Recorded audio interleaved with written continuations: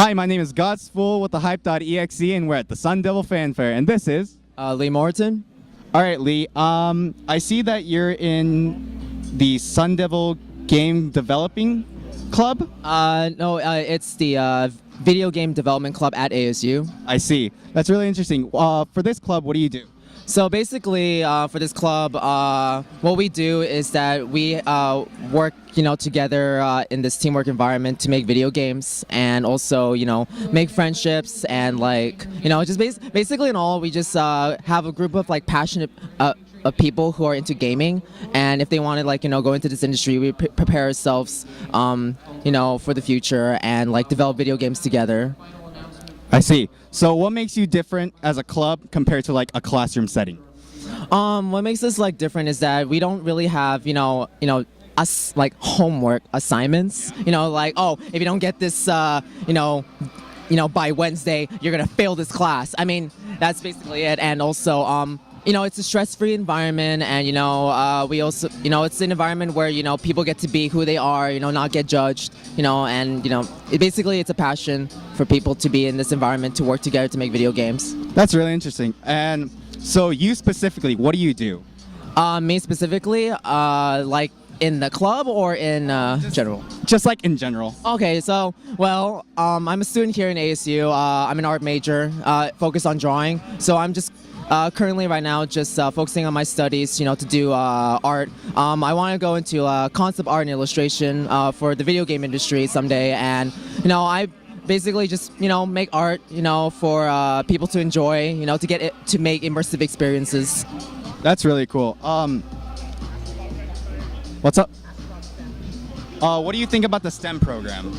The STEM program? Yeah, that's science, technology, engineering, and math. STEM program. Damn. Are you not really familiar with it? Really, unfortunately. Then we'll just go with the art programs here. Okay. Since you're an artist, right? Yeah. What made you start art? Oh man, jeez. Let's see. So once upon a time, just kidding. No, no. So it all went back into when I was a junior. When I was junior in high school, my dad took me to my first BlizzCon in Anaheim, California, and so. I was just, going to the artist stage in the Anaheim Convention Center, and I see, these artists, doing, there's, this artist doing, sketching and then digital painting and 3D modeling. So I just had this epiphany, and I went up to my dad and I was like, oh, hey, yo, I don't want to go to be a marine biologist anymore. I want to do that because it looks fun. So it all began from that, and so... kind of working my way there. That's how I began to have the realization that I want to work in video games. That's really cool. Did you take high school classes, or did you take extracurricular classes? I've never taken any art classes in high school. Oh, so you're self-taught? Yeah, currently, self-teaching myself, I'm at home, and, plus in school, in a way.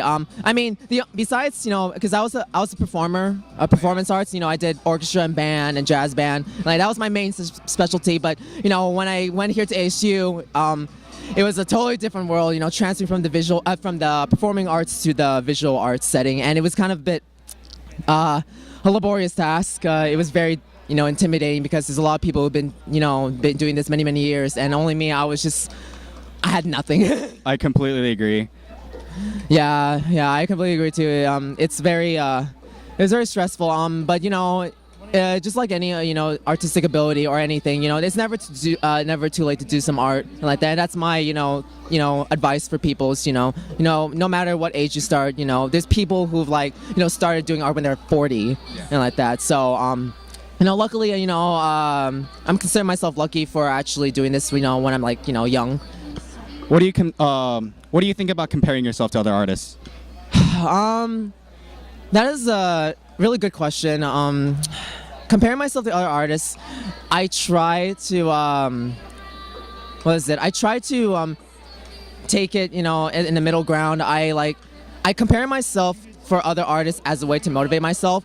And you know, like a lot of artists, there's always, you know, people I've met, they always like, you know, oh damn, you know, this person right next to me in painting class, she does this great work, and look what I have on my canvas here. Well, you know what, to be honest, I find that as a motivation, because you know, when I look through like all my video game art books and I see all these professionals doing it, you know, I compare myself to them, and yeah, sure, it may not be at that top quality, but I try not to make it do it as a negative, you know, I try not to think of it in a negative way. I try to think of it as like, you know, I'm gonna get up to that level, and I would like, you know, work my ass off to try and get to that professional level, you know, to create high quality art in the entertainment industry. Okay, so if you have one advice to the young upcoming artists, what would you have to say? Never give up. You know, always, you know, quoting Samwise Didier from like Blizzard Entertainment. Look up his art; he's really good. You know, keep trying. Always, you know, work hard. And you know, this is gonna be a little bit odd to say, but you know, do a bit of fan art also. You know, I do too a little bit. You know, fan art will also help, you know, get you recognized. That'll, in my opinion, that'll create your own style too. Yes, it can help you create your own style and like that, you know. There's also the thing about style is that, you know, everybody has a different style, and it's more about, you know, developing growth and what you're influenced by, you know, and such. But, you know, there's some companies that have, you know, a particular style, you know, that they try to achieve for example, like, you know, for Blizzard, you know, they want you to get close to that Blizzard style and like that. But, you know, everybody has, you know, their own style that they just develop over time. You know, it's always different for everybody. All right, thank you for your time, Lee. No problem. Thank you for talking to me, and you know, see you around. All right, no problem.